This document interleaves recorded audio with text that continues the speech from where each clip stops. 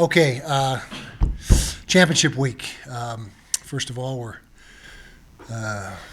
thrilled to be back in the championship, obviously. A lot of things had to line up for us. They all transpired. Our team did a really good job of taking care of our business. The game was never really in doubt. Played extremely well on offense, piled up a bunch of yards. Defensively, we didn't give up much at all. So a really good outing by the football team on Saturday. Big challenge this week. We find ourselves in a very similar situation as last year, playing a team we already beat one time in league play, and as we all know, very difficult to beat a really good team twice, but that's what our challenge is. SC is ultra talented, very efficient on offense. I know they're not number one on total offense, but they're number one in yards per play, which is, to me, more important than the total offensive number. Quarterback is terrific. Number one passer efficiency rating in the conference. Scoring, they lead the league in scoring as well. Excuse me, about 42 points a game. And probably their most impressive statistic overall, without a doubt, in my opinion, is their turnover margin. I mean, they've only turned it over 4 times and gained 27, I think it is, or plus 22. That's got to be, if not number one in the nation, close to it. And so that's really been the biggest factor in their successful season, is how they take care of the football and how they take it away on defense. So got a big challenge, like I said. It's it's short turnaround for both teams, so no advantage or disadvantage there. And we have our work cut out for us, and we'll go to work today, back on the field, fly down there Thursday, and line up on Friday night in Allegiant Stadium, and away we go. So questions?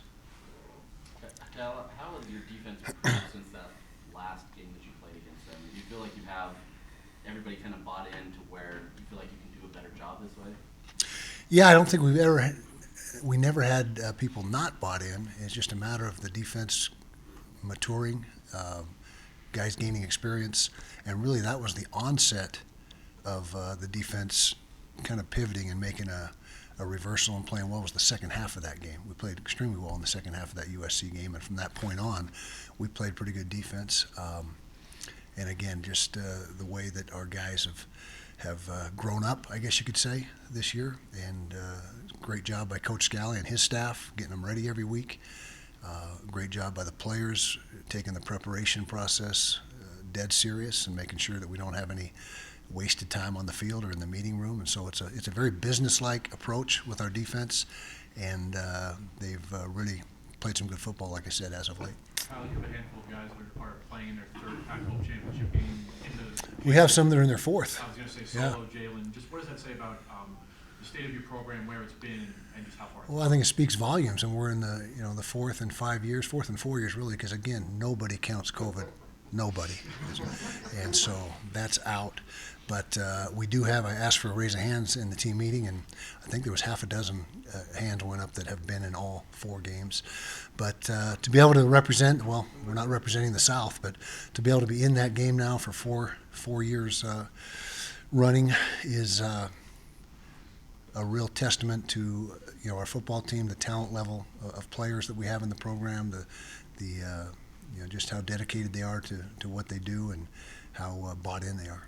Well, that's why you recruited those guys to be in this position, right? No question. That's why you recruit. You recruit to try to win championships and get to the championship and win a bunch of games, and won 9 games in the regular season, which we're not saying we're thrilled with that, but that speaks also to the level of where we're at when you think of a 9-3 season is not quite what you're after. The running back room seems to be constantly evolving. Mm-hmm. Did Jaquindon prove himself as maybe an RB1? He took a step forward. There's no doubt about that, and had a really good showing, over 100 yards. Protected the football, had really good ball security, and we grade ball security. It's not just putting the ball on the ground. It's how we call it flags. We flag ball security issues when the ball comes away and it's in a vulnerable position, even if it doesn't come out.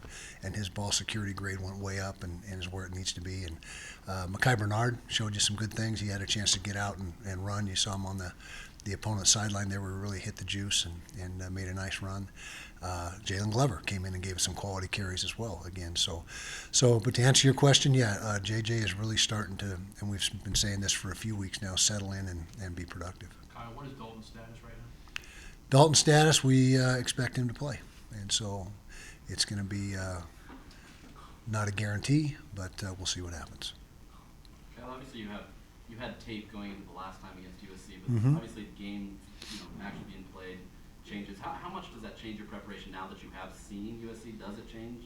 Well, you got to tweak things a little bit, and one thing they have done since we played them, they were a 10 personnel heavy team with 11 being the second group, and that's flip-flopped. 11 now is they've gone more to 11 personnel. Those percentages almost did a 180 with each other, and so that means different personnel on the field for us when they're in 11 as opposed to when they're in 10, and they seem to have really settled into that 11 personnel grouping and getting most of their snaps out of that group. What was the roller coaster of Saturday like? When did you find out that it was going to fall? Yeah, that was a roller coaster. How big of a Husky fan did you turn into? Huge Husky fan, yeah. But when it was 31-10, because I got an update when it was 31-10, Oregon, somebody said, the little GameCast thing on ESPN said 99.3% chance of winning or something like that. That was a little bit of a downer. But again, we were just worried about what we could control, and we were just hoping for the other stuff to happen.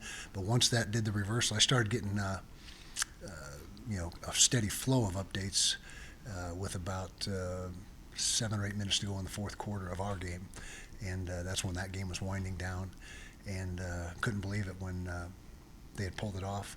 And then, of course, it was all down to one game that night, and we were all glued to our TV that night watching the Huskies and Washington State. So what's the post-game conversation like with your players? You took care of the business you can take care of.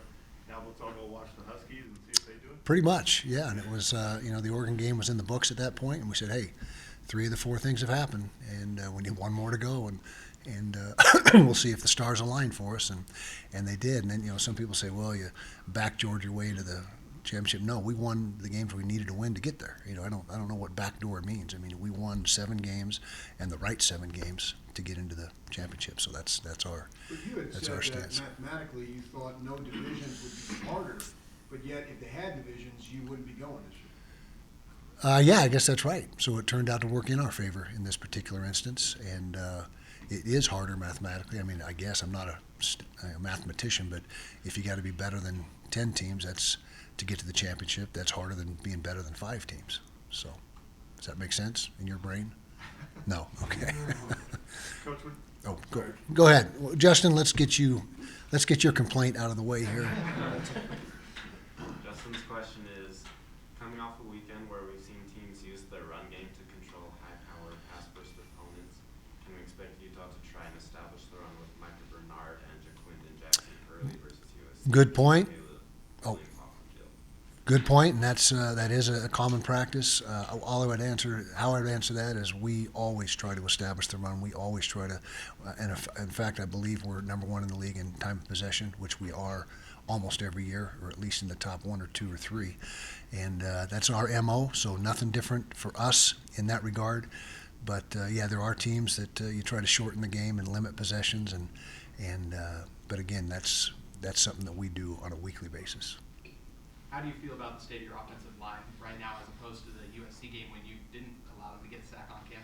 Really good, and we got the same 5, and we've, knock on wood, we've been able to stay relatively healthy there. We've had a little shuffling of the deck here and there, but no major overhauls on the O-line, and we got the same 5 right now that have been starting most of the year that'll be ready for this game.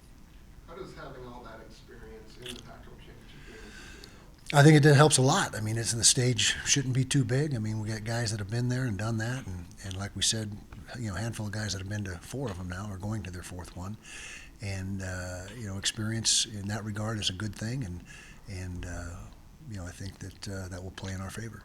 Kyle, you said after the first USC game that you expected Dalton to have a big night. Certainly not as big as he did, but in hindsight, why do you think he was that effective that day? Well, he's just been getting, and I don't want to make it sound like he wasn't good at the onset, but we've just been featuring him more and more, and he's made more and more plays. I mean, you saw the catch he made that he got dinged up on in the Colorado game. That was spectacular. And so it's just a matter of continuing to maximize his skill set and understanding how incredible that skill set is. I can't still believe he's not on the Mackey or whatever the watch list is. Is that the right one, Mac? Bolitnikov, which is crazy, but he's was he third or fourth in the league right now in receptions per game, and that's missing a game or two, and of course that is based on how many you've played. But he's a terrific talent. Bottom line, he's a terrific talent, and he is a guy that every week we need to target him a bunch of times. You anticipate that USC, because he hurt them so bad in the last game, that they'll make adjustments based on his presence, and that opens things up for everyone else? Would think so, yeah. If I'm them and seeing what he's doing and what he did to that particular team last time we played, I'm sure they'll have some sort of tactic to try to slow him down a little bit. Caleb Williams was great the first time you played him. He's been great every game. Show me a game where he's not great. Yeah. Is he even better now that he's, 6 more games in? I would say yes. I think he just keeps getting better and better. He's maybe the most difficult quarterback to sack that we've ever come across that is also a great throwing threat. I mean, we've played some athletic quarterbacks that were really like a wide receiver playing QB or whatever, but as far as a true QB, nobody harder to sack than that guy. He keeps the plays alive. He extends the plays. He keeps his eyes downfield incredibly well during the scrambles. He very rarely glances at the rush. He's always just seeing it peripherally, and he seems like he's got eyes in the back of his head. I mean, some of the escapes that he has are just fantastic. And so, yeah, and he's only 20 years old, second year out of high school, a true sophomore. So what he's doing is pretty, very impressive, and odds-on favorite to win the Heisman, I guess, if that's, what we're hearing nationally. First time we played them, they had Travis Dye. He's out Yep. in and out. Austin Jones just picks up right. He has picked it up and done a great job, and there's been no drop-off. A different style of player than Dye, but the results are the same, and the production is the same, if not better. I mean, he's really, really ran the football well for him. What's driven the evolution of the defense? Early on, obviously, there's a lot of missed tackles and issues Yeah. there, and now you guys have finished through the top 20 nationally. Yeah, as I mentioned, we've grown up in a lot of areas, a lot of position groups. Didn't have a ton of experience early on. We weren't playing very fundamentally sound. We were leaving gaps. We were technique-wise not real good. We weren't tackling real well early in the season, and we just continued to get better and better as the season wore on. And as I mentioned, the real turning point seemed to be the second half of the USC game. And since that point, we've been really stingy on defense. How difficult do you think it is to do what Lincoln Riley has done year one and turn around the culture and then get his team to Pac-12 A championship? lot easier than it used to be because the transfer portal. I mean, it's all. I mean, that you saw. Several teams this year have a, almost a complete 180 because of talent brought in through the portal, and that has really changed things. And you're going to see that, I think, more often. Teams making big improvements or going the other way. If you lose a bunch of guys through the portal, and so that really has made things no longer a 3 or 4 year project. It's turned into a 1 or 2 year project. How many times have you coached against a Heisman Trophy winner, if he ends up winning? I don't know. Ever? I don't know. Did Mariota won it, so that would be one. I think that might be it. I mean, you guys probably would know the answer to that better than me, but maybe just the one. Kyle, to follow up on what Sean just asked, it usually takes something significant for a West Coast-based player to become a Heisman finalist. Why do you think that the West Coast players really don't get as much love as guys in the Midwest and the East? Well, simplistically, probably the time slots that we play in the Pac-12. I mean, it's at 2 in the morning in the East Coast when we're finishing up games, oftentimes, and I just don't think they get the exposure and the eyeballs on them, and that's my best answer because I can't think of anything else. I mean, right now we're the conference has what six in the top 25. Is that right? 6 teams. So we're playing good football. So there's no saying, well, the competition and all that is not that great out there, because it is. It's really good. And so that would be my only response to that is it's got to be the timing of the games and how few people on the East Coast see the games in their entirety. Any thoughts on David Shaw stepping down as manager? I respect David a ton. Tremendous football coach, tremendous person. Gave back to the game constantly, always doing something to stay involved in the peripheral. Not necessarily just in the football realm, but rules committee, competition committee. I mean, everything. He's involved and is a very smart individual. He'll be back in coaching. I can pretty much guarantee it. Maybe not right away, but he's too good a coach to stay out. So it took me by surprise, though. He did say, maybe you heard it, he did say at his press conference this morning, I'm stepping away, I'm not retiring. So he made it I didn't hear that, but I must be a predictor then, because that's what I would think, and yeah. But again, there just comes a time for everybody when it's time. Now, last year you obviously had a lot to gain by winning. Obviously, you have a lot to gain this year as well. But when USC comes in, they have potential playoff, Heisman, whatever those things are. Does that change kind of maybe your mentality and how you approach the game? Well, pretty much everyone's got them winning already and going to the playoffs, and Caleb winning the Heisman, and that's already kind of been talked about. So we love that role. We love the chip on our shoulder, the nobody giving us a chance, and we seem to thrive in that capacity and in that world. And so we'll see. Is Phillips in Friday? We hope so. We hope so. Yeah, I can't say definitively right now, but we hope so. How confident are you in your ability to get pressure with 4 on Williams? Well, getting pressure with 4 is one thing, and keeping him caged in is another. I mean, you can get there, but you can't sack him because he's so elusive and he's strong too. I mean, he is so strong. There's so many defenders during the course of the season that have dripped right off him because you just can't get him down. And so it's not as much a function of how many you're bringing, but try to keep him in a cage and not let him get out on the edges, because when he gets out on the edges, he's dangerous. I mean, he's dangerous anywhere, but particularly dangerous when he escapes outside.